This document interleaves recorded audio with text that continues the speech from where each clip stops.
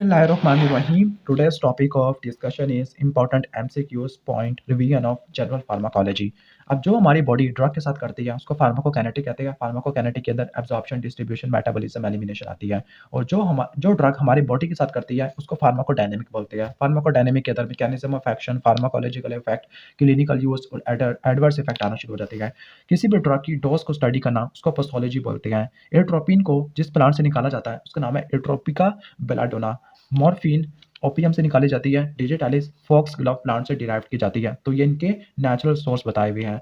अब किसी भी ड्रग का वो केमिकल पार्ट या केमिकल कॉन्स्टिट्यूएंट जो उसके थेरापेटिक इफेक्ट करवाता है उसको एक्टिव प्रिंसिपल कहते हैं। ये एक्टिव प्रिंसिपल आपने टॉक्सिकोलॉजी के अंदर बहुत ज़्यादा पढ़ा होगा।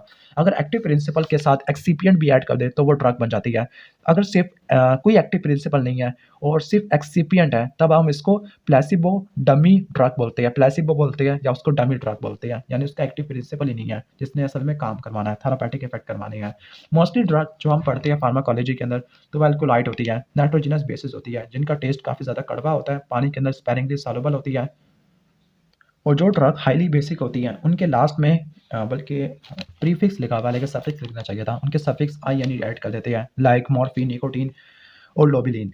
अब जो टर्शियरी और क्वाटरनरी अल्केलॉइड है इसमें फ़र्क क्या होता है? जो टर्शियरी होती है वो अनचार्ज होती है, अनचार्ज होती है तो वो लिपोफिलिक होती है, सीएनएस में एंटर हो सकती है, फॉर एग्जांपल फाइसोस्टिग्मीन। जबकि क्वाटरनरी चार्ज होती है, वाटर सॉल्युबल होती है, ब्लड ब्रेन बैरियर को क्रॉस नहीं कर सकती, फॉर एग्जांपल नियोस्टिग्मीन, पायरिडोस्टिग्मीन और एम्बिनोनियम।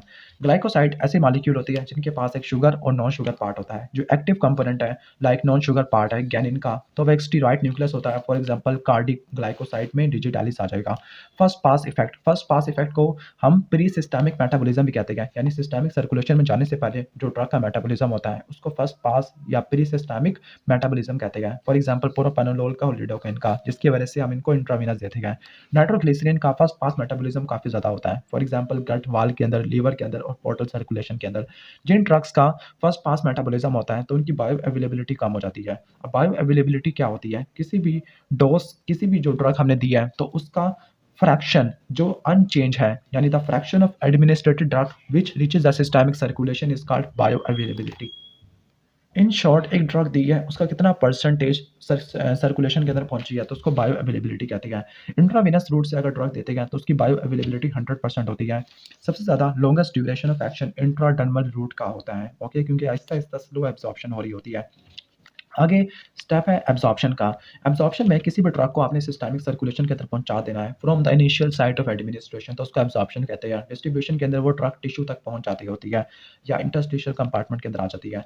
एब्जॉर्प्शन को बहुत सारे फैक्टर अफेक्ट करते हैं, लेकिन जो सबसे इंपॉर्टेंट फैक्टर है वो पीएच है, और इसके अलावा हम ये भी कह सकते हैं कि इनका मॉलिक्यूलर साइज क्या होता है।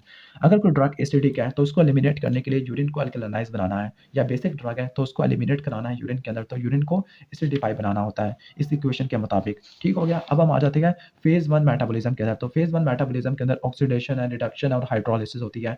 जो ऑक्सीडेशन होती है माइक्रोसोमल और नॉन माइक्रोसोमल दोनों हो सकती है, ओके। जो माइक्रोसोमल एंजाइम होते हैं समूह एंडोप्लाज्मिक रेटिकुलम के अंदर होते हैं, इनके अंदर इंडक्शन हो सकती है या इनकी इनहिबिशन वगैरह हो सकती है। और इंडक्शन के केस में समूह एंडोप्लाज्मिक रेटिकुलम इनलार्ज हो जाएगा, ज़्यादा एंजाइम की सिंथेसिस होना शुरू हो जाएगी। जो नॉन माइक्रोसोमल एंजाइम है वो साइटोप्लाज्म के अंदर भी हो सकते हैं, माइटोकॉन्ड्रिया के अंदर भी आ सकते हैं। तो ये था फेज वन। फेज टू वाले के अंदर कॉन्जुगेशन रिएक्शन आना शुरू हो जाते हैं। अब दो टाइप की मेनली एंजाइम होती है। कुछ ड्रग ऐसी होती है जो कि एंजाइम इंड्यूसर होती है, कुछ एंजाइम इनहिबिटर होती है। तो एंजाइम इंड्यूसर के अंदर CPR रट्टा मार लो, सी से कार्बामेज़ेपिन, पी से फिनोबार्बिटोन और फेनिटोइन है और आर से रिफेम्पिन है। जबकि एंजाइम इनहिबिटर के अंदर सिमेटिडीन, कीटोकोनाज़ोल, वैल्प्रोइक एसिड है और ग्रेप फ्रूट जूस है। आगे वो बता चुका हूँ कि अगर आपने एसिडिक ड्रग को रिमूव कराना है तब आपने यूरिन को अल्कलाइज बनाना है। यूरिन को अल्कलाइन बनाने के लिए आपने सोडियम बाइकार्बोनेट यूज़ करना है, और बेसिक ड्रग को रिमूव करने के लिए यूरिन को एसिडिफाई बनाना है। यूरिन के एसिडिफिकेशन के लिए अमोनियम क्लोराइड का यूज़ करना है। जो लोडिंग डोज होती है वो वीडी के ऊपर डिपेंडेंट होती है, जबकि मेंटेनेंस डोज क्लीयरेंस के ऊपर डिपेंडेंट होती है। जो हाफ लाइफ है वो दो फैक्टर के ऊपर डिपेंड करती है। पहला, कितना टाइम लगा स्टेडी स्टेट कंसंट्रेशन के अंदर, और डोसेज इंटरवल क्या था। इसके अलावा हाफ लाइफ मजीद दो फैक्टर के ऊपर डिपेंड कर सकती है, क्लीयरेंस है और वॉल्यूम ऑफ डिस्ट्रीब्यूशन होती है। स्टेडी स्टेट होती है वो 4 से लेकर 5 हाफ लाइफ के बाद अचीव हो जाती है। स्टेडी स्टेट का मतलब ये होता है कि जितनी कंसंट्रेशन ड्रग की सर्कुलेशन के अंदर आ रही है उतनी ही सर्कुलेशन से बाहर जा रही है। ग्रेडेड डोज रिस्पॉन्स कर्व से जो पैरामीटर मिलता है, वो मिलता है EC50। EC50 क्या होती है? मैक्सिमल एफिकेसी होती है, जबकि केडी इनकी बाइंडिंग एफिनिटी होती है। जो EC50 है, वो किसको इंडिकेट करती है? EC50 इनकी पोटेंसी को, मैंने यहाँ पे पता नहीं क्या बोल दिया। तो जो EC50 होती है, वो पोटेंसी को इंडिकेट करती है, जबकि Emax ये मैक्सिमम एफिकेसी वगैरह को नोट करती होती है। ओके, जो पैरामीटर क्वांटल डोज इसमें मिलता होता है, तो वो ED50 है, LD50 और ED50 होता है। TD50, LD50 और ED50 है। और थेरापेटिक इंडेक्स और थेरापेटिक विंडो ये भी मिलती है। थेरापेटिक इंडेक्स क्या होता है? रेशियो होती है। किसकी रेशियो होती है? Therapeutic index. ये LD50 और ED50 वगैरह इनकी रेशियो होती है। इसके बाद जो ED50 होता है, पोटेंसी को मेजर करता होता है, ड्रग की सेफ्टी के लिए यूज़ किया जाता है। ठीक हो गया। अगर कॉम्पिटिटिव एंटागोनिज्म है, तब इस केस में graded dose response curve right की तरफ शिफ्ट होना शुरू हो जाता है, लेकिन एफिकेसी सेम होती है। ठीक हो गया। लेकिन अगर कहने का मतलब पोटेंसी बढ़ रही है, तो ग्राफ लेफ्ट की तरफ शिफ्ट होता है, इसको बोलते हैं पोटेंशिएशन। अगर EC50 कम है, केडी ज़्यादा है, इसका मतलब है कि सपियर रिसेप्टर एग्जिस्ट कर रहे हैं, जिनका Bmax ज़्यादा होता है एज़ कम्पेयर टू Emax वगैरह। ठीक है? अगर आपको जनरल फार्माकोलॉजी के इंपॉर्टेंट MCQs पॉइंट्स की वीडियो अच्छी लगी है, तो वीडियो को लाइक कर देना, चैनल पर नए हो तो सब्सक्राइब कर देना। मिलते हैं नेक्स्ट वीडियो के अंदर, तब तक के लिए अल्लाह हाफ़िज़।